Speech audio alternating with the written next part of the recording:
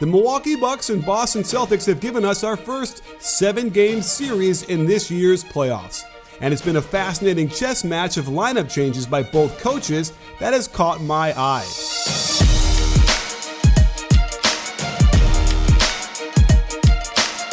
All knotted up at 2-2 and coming into the crucial Game 5, Brad Stevens had a decision to make. By going big with Horford and Baynes throughout the first 4 games, it put the Celtics behind, as Baynes had a net rating of -5.2 and the two-man lineup of Baynes and Horford was -7.4. So, Stevens went small, inserting 6'7" Semi Ojeleye into the lineup, and it immediately paid dividends on the defensive end.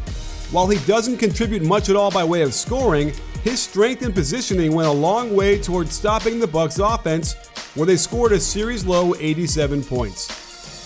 Watch how Ojeleye can hold his ground against the Giannis post-up, making this into a contested step-back move instead of something close at the rim.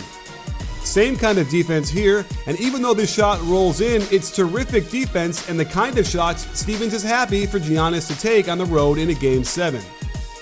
His physicality clearly affected Antetokounmpo, who is trying to initiate more contact and ended up off balance and throwing up a weak shot that gets stuffed. And his effect wasn't just on Giannis, as he keeps the speedy Eric Bledsoe in front of him, doesn't foul, and pressures him into the wild turnover. In reaction, Bucks coach Joe Prunty needed to make a decision about his starting lineup for Game 6 in Milwaukee. Facing elimination, he knew he had to get Tyler Zeller out of the lineup, since he had a terrible -17.6 net rating through 5 games. A quick glance at the net rating of the rest of his team showed that Thon Maker had the highest on the team among the regulars, so it was a natural fit that Prunty would match the defensive move by Stevens with a mega defensive move of his own. Notice how fast Maker is, able to keep up with the speedy Rozier down court, and he is so long that he can get behind Rozier on the cut, yet still thwart any pass to him, then rotate to stop Horford in his tracks. Middleton gets the steal, and it keys a 4-second fast break, an area where the Bucks have more than doubled up the Celtics in terms of number of fast breaks.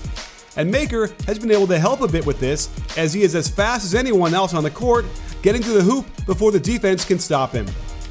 A number of breaks are triggered by his defense. Watch how quickly he shows on the pick and roll and gets right back to Horford and stopping the drive at the same time. A turnover is forced, and the Bucks are down in a hurry, forcing the Celtics into some synchronized flying by before the layup. While Boston has wanted to force switches on the Maker as if it were a mismatch, it really isn't. This guy is quick, he's long, and Rozier found this out the hard way. Tatum was also rudely introduced to the ability of Maker to switch and still guard, as there's just not a very big window to get a shot off near the basket when he's in the area. And it's the switching of the handoffs that have stymied the offense, not letting the ball turn the corner and get penetration. As the clock winds down, another isolation by Tatum, and this time Maker is just plain rude. On this pick and roll, switching is not a mismatch for Tatum. It's the other way around. When he tries a blow-by and weak lefty layup, Maker says, "No soup for you," 1 week. Where the Celtics also have to be careful is with rotational blocks. Just when you think you've beaten your man to the hoop for an easy shot, bam! No soup for you either, Jaylen Brown. In Game 4, he was everywhere, making life miserable for multiple Celtics down low as they just can't get the ball over or around him. Around the double ball screen, it was Marcus Morris's turn to learn that you need to identify where Maker is when shooting it around the basket.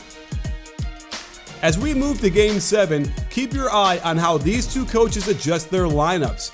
Brad Stevens has acknowledged that he'll shorten his rotations and expect Joe Prunty to do the same.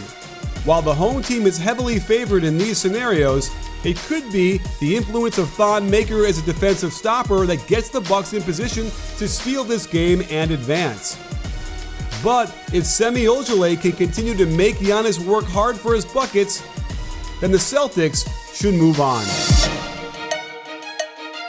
Sports fans, make sure to hit the subscribe button and adjust your settings so you can get notified immediately when we drop another great NBA video. Let us know how you feel with a thumbs up and a comment. After all, at BBallBreakdown, we're not a channel, we're a conversation. You in?